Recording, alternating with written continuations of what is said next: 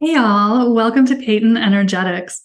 I'm Peyton, and I'm a Pleiadian channel and a starseed coach. So in today's video, we're going to be talking about how to get in your heart. Now, this is something you have probably heard your spiritual teachers saying quite a lot. It is definitely something that the Pleiadians talk about non-stop. But what you might be a little fuzzier on is what this actually means and how do you actually do it? Because getting in your heart can actually be a little trickier than you might imagine. So in today's video, we're going to be talking about why it is so important to be in your heart, what that means, and how you actually do it. So first things first, why do all of our spiritual teachers talk so much about the importance of being centered in our heart? This is something we hear all the time. Well, there's a very good reason for this. And you can think of this as being part of the transition we are going through as a collective from the third dimension into the fifth dimension. So as third dimensional beings, which we all ceased to be in 2012, we used to operate from the mind.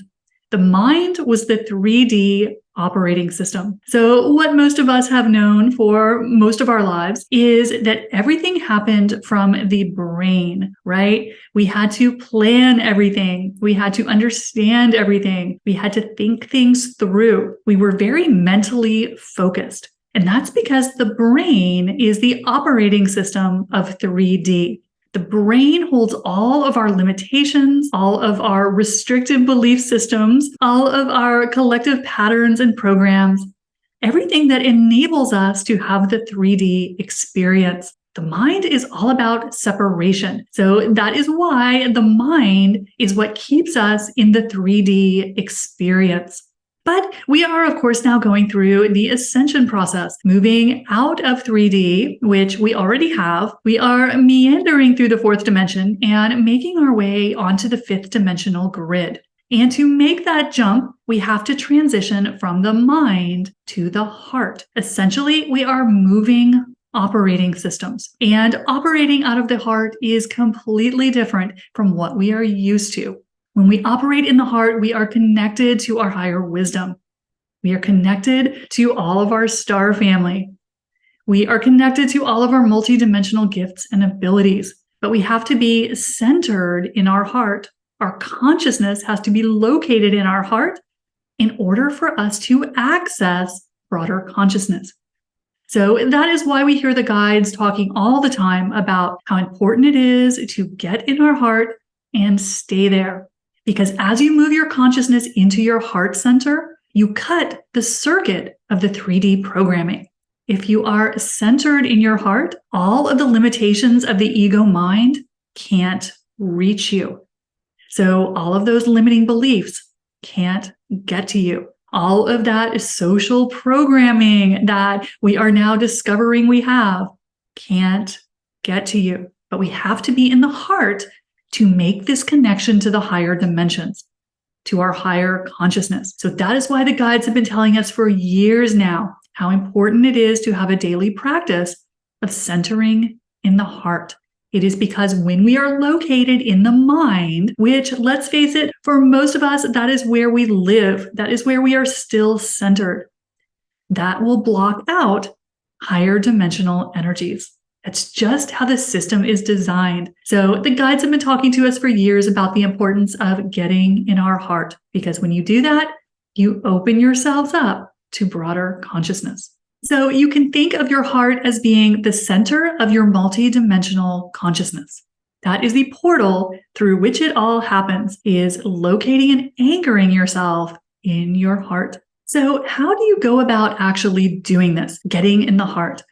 Because when you first hear this, and I remember when I was first hearing my teachers talk to me about this, it sounded so easy. I'm like, oh, that can't possibly be hard. And it turns out getting in your heart and staying there is probably the trickiest part of the ascension process, because the ego fights back. So as you start a practice of anchoring yourself in your heart space, what you may find is that your mind has a bit of a meltdown. I certainly noticed this with mine. So anytime I would do meditations to get in my heart space or the tools that the Pleiadians teach, my mind would have a temper tantrum like a child on too many cookies. It would start to throw up every argument it could think of to keep me from doing this. And there's a couple reasons why the mind does this. And what this may look like to you, or what it looked like in my case, is that my mind will immediately start telling me things like, this is a waste of time. You should be doing something productive. This isn't going to work. And so you will notice that your mind starts to throw up all of your limiting beliefs to convince you to stay out of the heart. And the reason for this is the mind is extremely threatened. And we're talking about the ego mind. It is extremely threatened when we start to anchor in the heart space. And the reason for this is the mind, the 3D ego mind, is all about control, right? We all know this. And as we start to move our consciousness into the heart, the ego mind sees that it's losing control of the ship, that it cannot reach us when we are anchored in the heart. And so it has a little temper tantrum. And that can be enough to scare a lot of people off, right? If you are sitting there doing your meditation and your mind is tearing at its hair and screeching at the top of its lungs that this is a waste of time. What is the point of this? You should be doing something valuable. A lot of people listen to that and they let the mind derail them. But we have to kind of fight through the protesting of the ego mind in order to get anchored in the heart, because that is where we have access to everything we are trying to do on our spiritual path, access to our higher self, to the guides, to our star family. We have to be in the heart because otherwise we will not be able to hear it. So one thing to just be aware of as you start a practice of consciously getting into your heart space is you can expect your mind to push back on you a bit, or maybe a whole lot, as it was in my experience. But all this tells you is that you're doing it right. So if the ego mind is giving you a little trouble as you start to do this, then just know that that is just part of the process. The ego mind has always been in control of you, and it doesn't want to give that control up. It doesn't know what to do as a backup. So if you are just having compassion for the part of you that is freaking out a little bit, then it will help you get anchored in the heart more comfortably and with a little less of that ego mind agitation. So how do you actually get in the heart? Well, as you can imagine, there are many different ways that you can do this. Simple meditations can help you anchor in your heart space. And the Pleiadians have some amazing techniques that can help you, even if you are one of those people with a particularly stubborn mind that just doesn't want to give up control, like mine. The P's have some wonderful techniques that can help you really learn how to comfortably anchor yourself in your heart space. And this is just part of our spiritual practice that takes some time. It's just a little trickier than we might imagine when we first hear about it. So prepare for this to be something that you have to practice constantly. It really is like learning a new language. You just have to do it over and over again until your mind-body connection starts to relax into this. Because as you start to access your heart space, you're accessing very different energies, very multi-dimensional energies. And this causes the ego mind, which of course is connected to our nervous system, to flip out a bit. So the more you start to do this in a gentle way, you start to retrain that mind-body connection that at first is probably going to react as if you are torturing it. So as you start to use these tools, and the P's have some amazing techniques that they teach in my Starseed Mastery class. So check that out at the link in the description if you need some help with this. But having a technique to get into your heart is one of the most important things you can do to move through the Ascension energies more comfortably.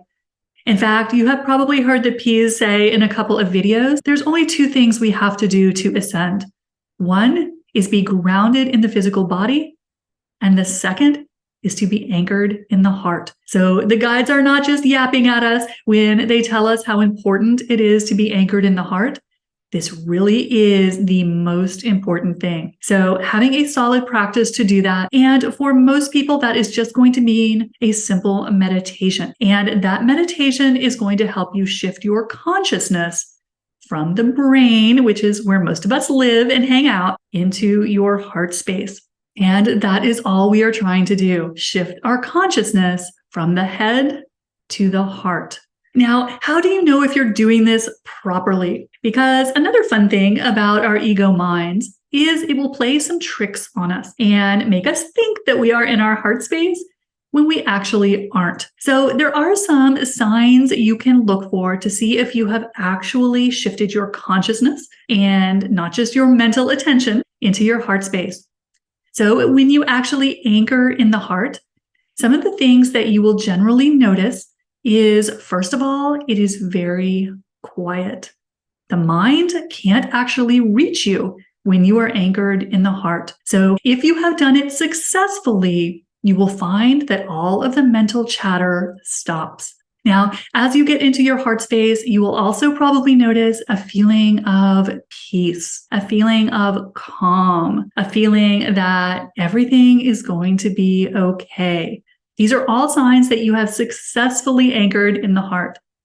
And then usually as soon as we start to realize that this is happening, start to feel those wonderful feelings of just peace and calm, the ego mind pops in and pulls us out. So something else to know about anchoring in the heart is you're probably going to pop in and out a lot. And I mean a lot. So just be prepared for this to be something that you have to practice.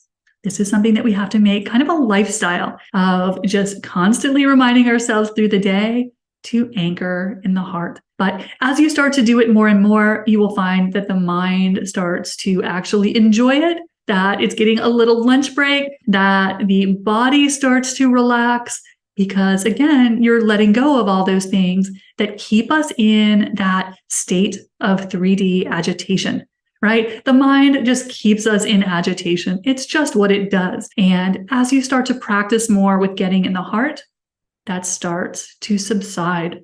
And the more you do it, the better it gets. So let me know in the comments below, how do you get into your heart space? Drop that in the comments. And while you're down there, don't forget, hit the subscribe button and the like button if you haven't done that yet. I'll see you soon. Bye.